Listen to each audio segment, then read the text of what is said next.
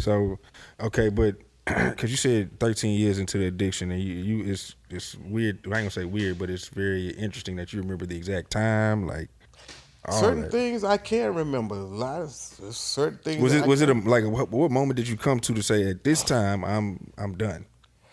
Oh man, yes, I remember that. That was like I say, March the 3rd, 2010, Mm. around 6:30 p.m. And I had, I would at this point I would be I was living in Sunnyside with my wife and her people, and I would go downtown. Is your wife still into the addiction as well? Yeah, Just she's saying. still in there. Yeah. Said, she'll be alright though. Yeah. Oh, you saying now she's still into Yeah, it? Okay, yeah, gotcha, she's still gotcha, suffering with it. gotcha. You know, she she can get the help through my insurance, but that's another story. So anyway, uh, after all the years of relapsing, getting clean for this, so I go because I used to drive trucks too over the road.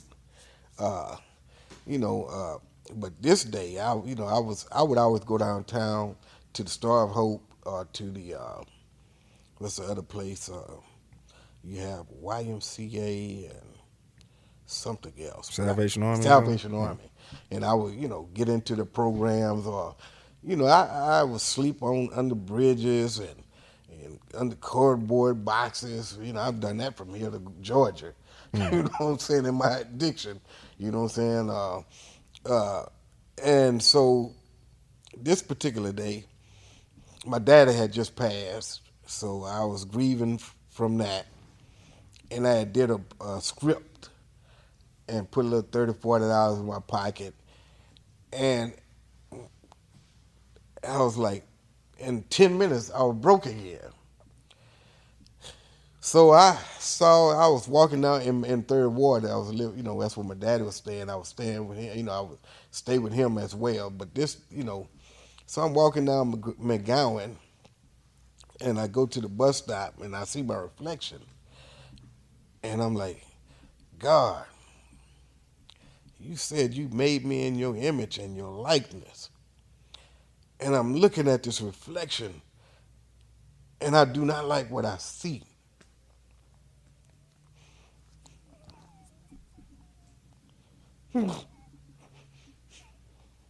So I walked down to a meeting. Alive and Kicking is a popular meeting for addicts, cocaine addicts, and alcoholics. So I go there and I'm just crying because my daddy, he's no longer there for me to be go to as a man when I need to man up. So I ain't have him anymore. So this happened to be a man's meeting, and I'm just letting everything go. And so when I left from that meeting, nobody interjects. They just let you, just let it out. And I felt it's like I floated. Mm. You see what I'm saying? I floated The out of there. burden was lifted. Woo! Yeah, It just felt light. You yeah. know what I'm saying? I was dizzy. I felt so good.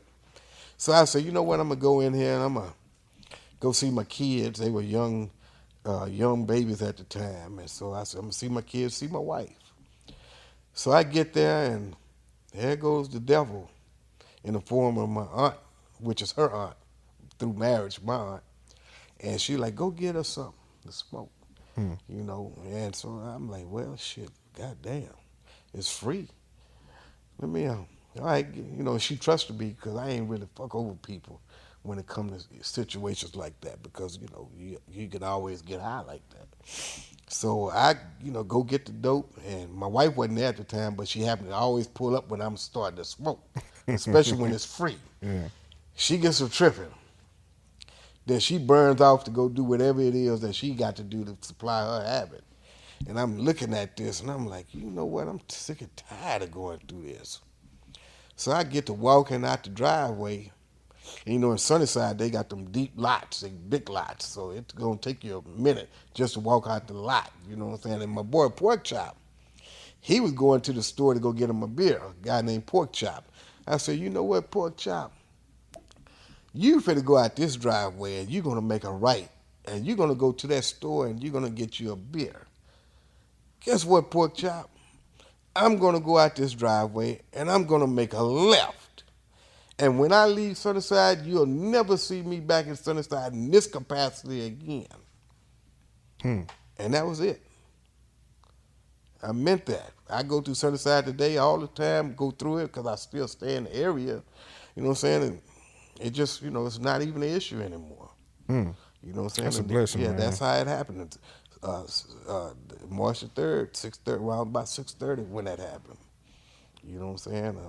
That's amazing, man. Right. Hmm. Man. Wow. Okay, so I mean, in this day and time, man,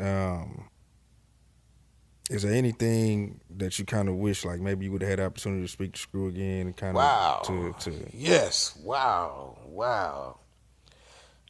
I don't know even if I had approached him that night, because that had to been around about 1-ish, 2-ish in the morning. You know what I'm saying? It was early morning, and I wish I would have approached him. You never know what could have happened from just that talk. He may have not given me any money and gave me a talk, man. Look at you, man. Look how messed up you is, man. And I know what type of man. You never know what type of conversation would have happened had I just went on ahead and approached him. You see what I'm saying? So, yes, that night is what I regret the most. mm, You know, um, it's because he ended up firing the guy that talked in his ear. Ended up firing him. I didn't get fired. He didn't fire me. He wanted to move me around.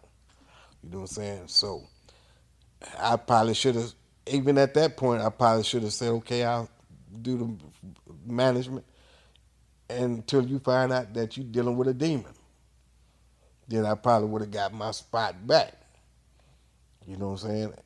but everybody's young, everybody inexperienced, everybody Right, just trying to right. figure it You out. know what I'm Yeah, saying? So yeah, that's, yeah, you're right. yeah. Hmm.